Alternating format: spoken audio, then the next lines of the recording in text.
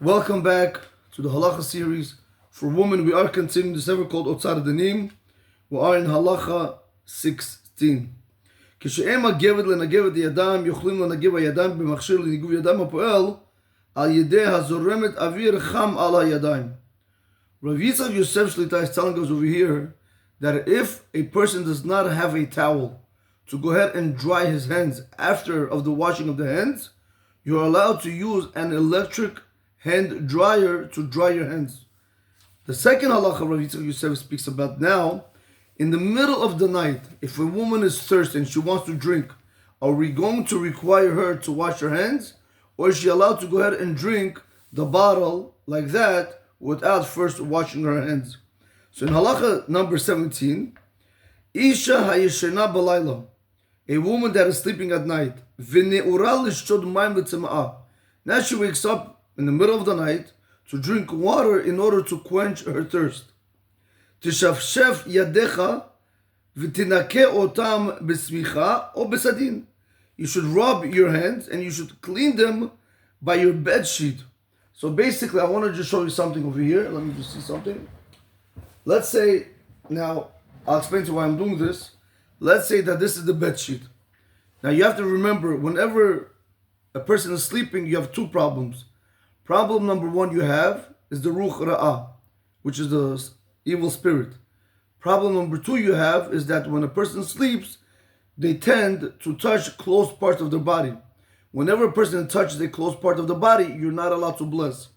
So comes Rav Yitzchak Yosef and is explained to us over here that a woman who's sleeping in the middle of the night and she's thirsty and she wants to quench her thirst, halachically we're not going to require her to wash her hands with a vessel. No, what she's going to do is she's going to take the sheet or the bed sheet, whatever she has, she's just going to go ahead and she's going to rub her hands on it one time. That's it, finish. And then she's able to go ahead and bless on the water and drink it. Even if she still did not wash her hands. But listen to the next language. He says,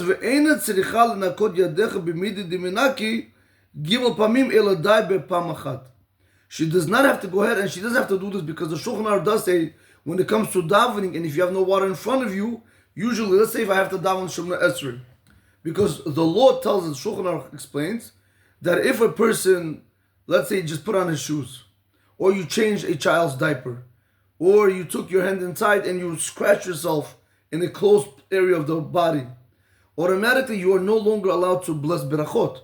You have to wash your hands. Now, you don't necessarily need to wash your hands with a utensil, but you have to wash your hands for cleanliness. The problem right here now is, what happens if I started davening Shemona Esrei, and now I just remembered that I had used the restroom maybe a minute ago, and I forgot to wash my hands, or I don't have water. What's the next best step? We're going to tell the person to go like this 3 times, or take a napkin, and we're going to explain to him, go like this. But you have to do it 3 times as if you're washing it, because really you want to remove the dirt. You want to make your hands clean. So that's what Rav Yitzchak Yosef is trying to explain to us over here, that in the middle of the night, since you are only blessing berachot, you're not getting up to daven. You're only blessing berachot. You don't have to go ahead and do it 3 times. 1, 2, 1, 2, 1, 2. You don't have to do it 3 times on each hand. It's enough for you to do it 1 time. On the bed sheet, you're going to go like this, finish, and then you are able to go ahead and drink without having to wash your hands. But he does bring a very important point. V'im shatata revi'it bebat achat. What happens if a woman drank 3 ounces in one shot? Now, we have to understand that there's a very big misconception when it comes to food versus drinking water. Ashkenazim have a very different halacha. We have a very different halacha. But Ashkenazim, food and water, we give them from anywhere from 4 minutes to 7 minutes to be able to consume it. For example, if I have to eat right now a piece of cake, let's say it's 5 ounces, the cake is 5 ounces, but I want to eat 1 ounce.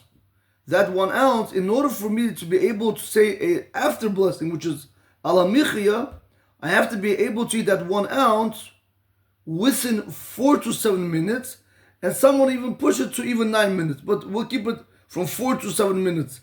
That means if I didn't eat 1 ounce of mizonot, of cookies, within a 7-minute period of time, I cannot say the after blessing.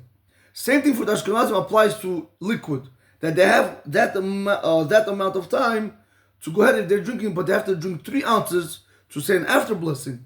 So therefore, if they drink 3 ounces in the span of 7 minutes, they'll be able to say an after blessing. But by the Sephardim, it's actually not like that. By the Sephardim, it's a little bit different.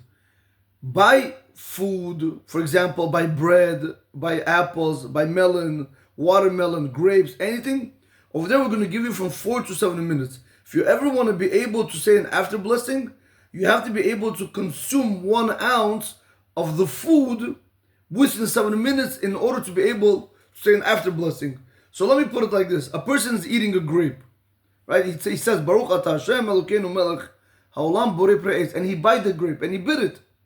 Half, he didn't eat the whole thing. He ate half of it. That's it. He put it away. Finish.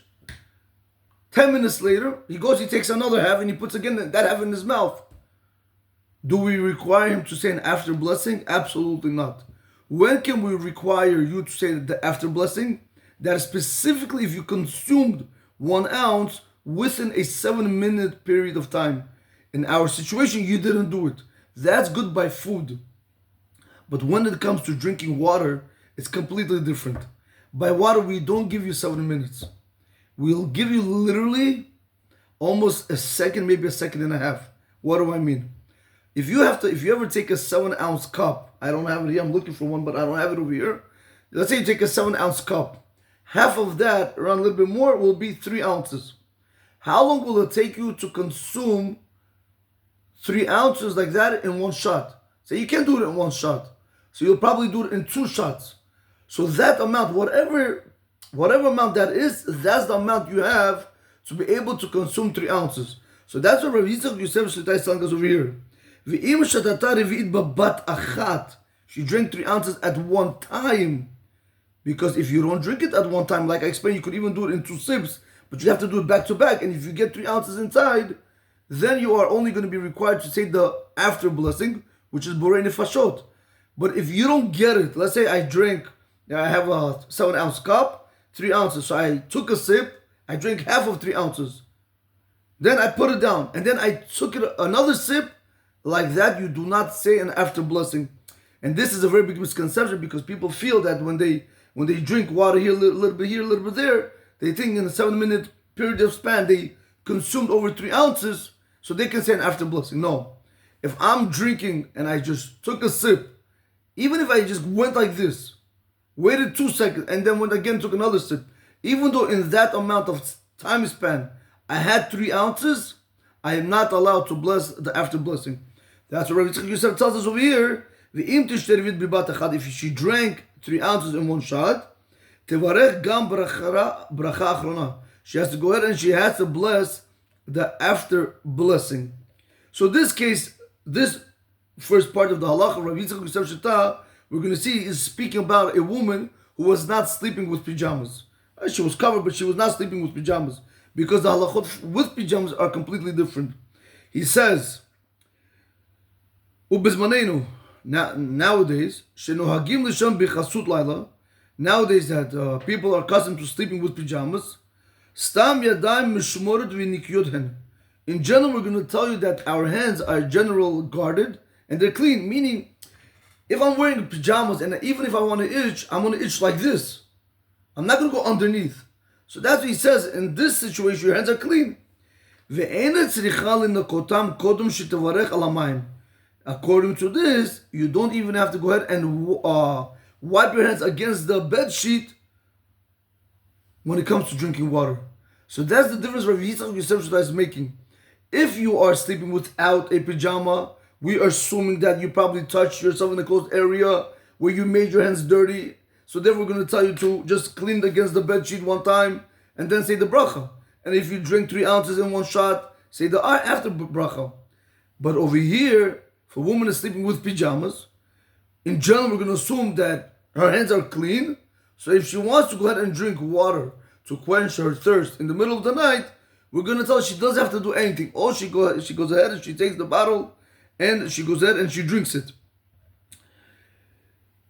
Rather, he says, Rather, she has to be very careful. Rather, it's proper to be careful that her hand should not touch the water that she's drinking from, because of the evil spirit which is on her hand. But in the summer days, where it's very hot, and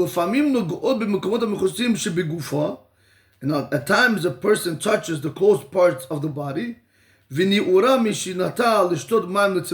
she wakes up in the middle of the night to drink water to quench her thirst. This that